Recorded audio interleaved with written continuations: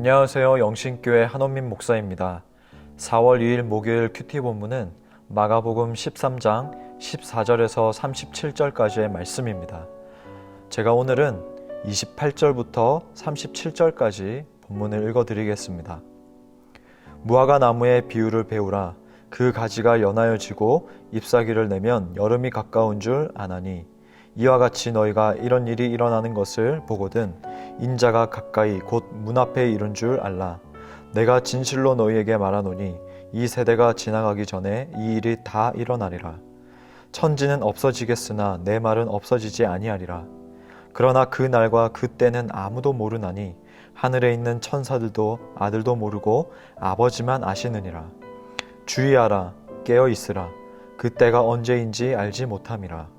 가령 사람이 집을 떠나 타국으로 갈 때에 그 종들에게 권한을 주어 각각 사물을 맡기며 문지기에게 깨어 있으라 명함과 같으니 그러므로 깨어 있으라. 집주인이 언제 오는지 혹 저물 때 일는지 밤중 일는지 닭 울 때 일는지 새벽 일는지 너희가 알지 못함이라. 그가 호련히 와서 너희가 자는 것을 보지 않도록 하라. 깨어 있으라.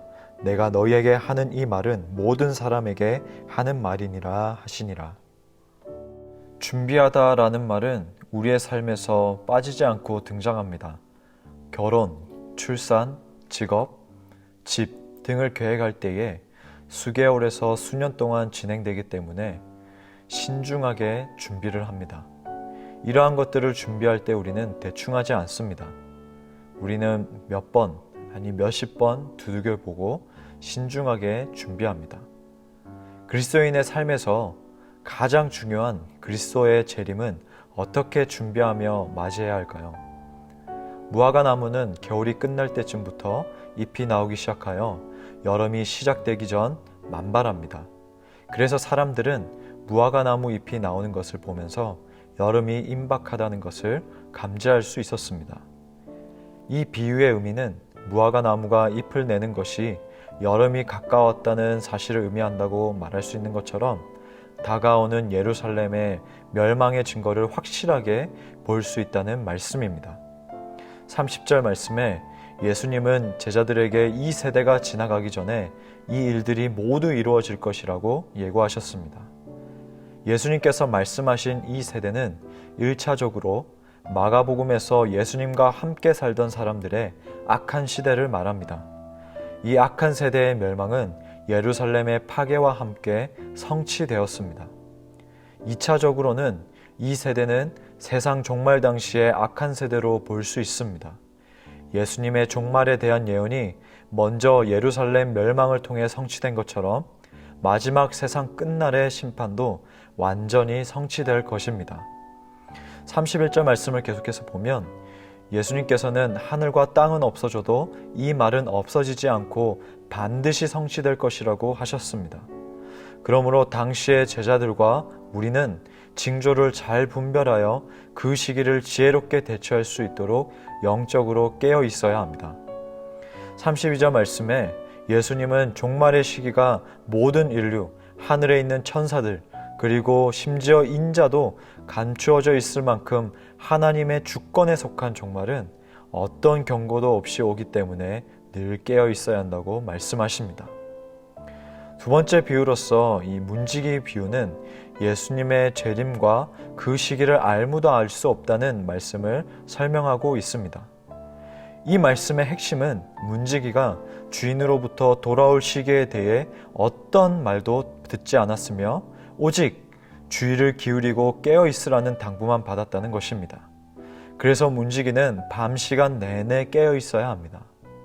또 한 가지 주목할 점은 집주인이 돌아오는 시점이 밤 시간이라는 사실입니다. 고대 사회에서 여행은 대개 낮에 하였는데 이처럼 집주인이 밤에 올 것으로 말씀하신 것은 예수님의 재림이 가장 예측하지 않은 시점에 될 것임을 강조한 내용입니다. 33절에 주의하라는 이 말은 헬라어로 블레포라는 말인데 보다라는 의미를 갖고 있습니다. 마가복음에서 보다는 단지 육체적으로 보는 것만이 아닌 영적인 분별력과 지각을 나타내는 단어로 사용되었습니다. 마가복음 13장 전체에서 4번이나 이 단어가 반복적으로 사용되면서 종말에 가장 필요한 것은 바로 영적인 분별력임을 강조하고 있습니다. 가만히 보면 문지기는 주인이 없다는 것과 주인이 돌아오는 시간이 불확실하다는 유혹을 이겨내야 했습니다. 맡은 바를 신실하게 행하고 있는지 주인이 끊임없이 지켜보게 만드는 종은 끝까지 함께 할 수가 없습니다. 문지기가 주인이 언제쯤 올까 계산하면서 시간을 보낸다면 자신의 일에 집중하지 못할 것입니다. 예수님은 종말이 지연되는 동안에 경계하고 깨어있는 사람들만 마지막 날에 신실한 사람으로 입증될 것이라 말씀하십니다. 오늘 함께 재림의 비유의 말씀을 나눴는데요. 재림의 말씀은 늘 설레며 다시 힘을 얻어 인내하게 합니다. 그렇다면 저는 이 본문 말씀을 가지고 적용 2가지를 나누고자 하는데요. 31절 말씀, 천지는 없어지겠으나 내 말은 없어지지 아니하리라는 말씀을 다시금 새겨봅니다. 예수님께서 13장의 전반적인 내용인 종말을 말씀하시며 제자들에게 무지에서 벗어나서 깨어나 제자에 걸맞는 삶을 살라고 요구하셨듯이 지금을 살아가는 그리스도인도 동일한 요구를 하고 계십니다. 종말의 시기는 언제가 될지 아무도 모르지만 반드시 올 것이라는 말씀을 하셨습니다. 어떤 상황과 이유이든 없어지지 않을 이 재림을 그리스도인의 걸맞는 삶으로 대비하길 바랍니다. 2번째로는 이 땅을 살아가면서 때론 주인의 존재를 잊고 주인의 빈자리를 즐겨하는 우리의 모습이 있습니다. 하지만 우리는 주인이 돌아오실 것이기 때문에 성실히 분별해야 하며 또한 돌아오시는 분이 우리의 주인이시기 때문에 신실하게 기다려야 합니다.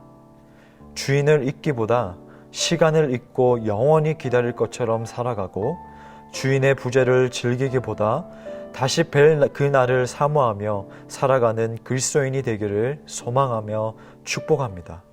우리 다 함께 말씀을 기억하면서 기도하기 원하는데요.